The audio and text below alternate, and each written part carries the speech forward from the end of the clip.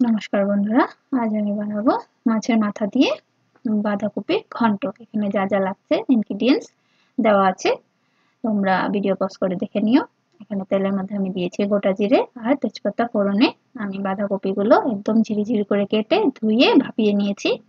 আর এখানে ডুমো ডুমো করে আলু কেটে 3টে আলু কেটে ভেজে রেখেছি হলুদ দিয়ে আর নুন দিয়ে। এটা দেখাইনি, দেখাতে গেলে ভিডিওটা অনেকটাই বড় হয়ে যাবে, তাই আমি দেখাতে পারিনি। আর এখানে আমি দিয়ে সম্বারটা পুরোপুরি এসে গেছে, জিরেও পুরোপুরি লালচে হয়ে গেছে। এখন আমি এখানে বাঁধাকপিগুলো ঢেলে দিলাম, ঝরিয়ে রেখেছি জলটা পুরোপুরি। তাও বাঁধাকপির থেকে একটু তো জল বেরোবেই, সেই জলেই তরকারি হয়ে যাবে। বেশি একটা বাইরের জল দিতে হবে না, বাঁধাকপিতে জল দিলে আর ভালো লাগবে না, টেস্ট লাগবে না।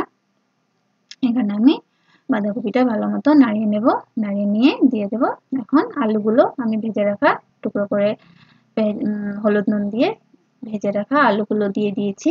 আলুগুলো দিয়ে এখানে আমি দিয়ে দেব নুন আর হলুদ গুঁড়ো। নুন আর হলুদ গুঁড়ো দিয়ে ভালো মতো নাড়িয়ে নিতে হবে। ভালো মতো নাড়িয়ে নিয়ে চারোদিকে যাতে হলুদটা আর নুনটা লেগে যায় বাঁধাকপি, সেরকম ভাবে নাড়াতে হবে, নাড়াতে হবে, নাড়াতে হবে, নাড়াতে হবে, নাড়াতে হবে, ভালো মতো নাড়াতে হবে। দেখো আমি নাড়িয়ে নিচ্ছি, একদম নাড়াতে নাড়াতে নাড়াতে নাড়াতে ভালো মতো হলুদ নুনটা লাগিয়ে নিতে হবে। লাগিয়ে নিয়ে একটু ঢেকে দেব, একটু ঢেকে দিয়ে তারপর এখানে আমি দেব একটু, আমার এখানে গুঁড়ো মশলা নিয়েছি। গুঁড়ো মশলার মধ্যে আমি নিয়েছি জিরে গুঁড়ো আর লঙ্কার গুঁড়ো, আর কিছুই নেইনি। আর একটা কাঁচা লঙ্কা চিড়ে ছোট ছোট করে কেটে নিয়েছি। এখন এখানে সেই মশলাতে একটু জল আমি দিয়ে দেব। মশলাতে জল দিয়ে দিয়েছি, এই সেই জলেই হয়ে যাবে, আর বেশি জল লাগবে না বাঁধাকপিতে। আর আমি এখানে রুই মাছের মাথা ভেজে রেখেছি, সেই ভাজাটা আমি দেখাতে পারিনি, দেখাতে গেলে অনেকটা ভিডিও বড় হয়ে যাবে, তাই আমি রুই মাছের মাথা ভাজাটা দেখাতে পারিনি।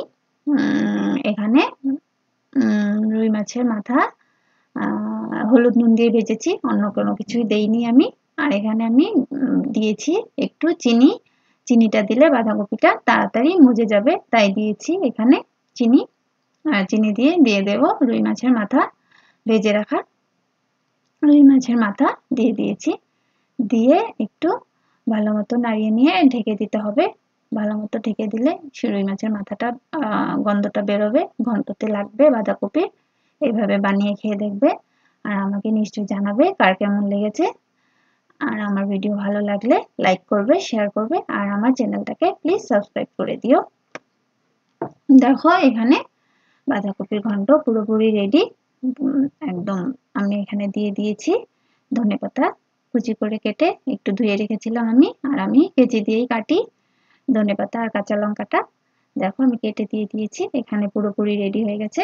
শেষ, একদম শেষ পর্যায়ে নামিয়ে নিলেই রেডি বাঁধাকপির ঘন্ট মাথা দিয়ে, রুই মাছের মাথা দিয়ে।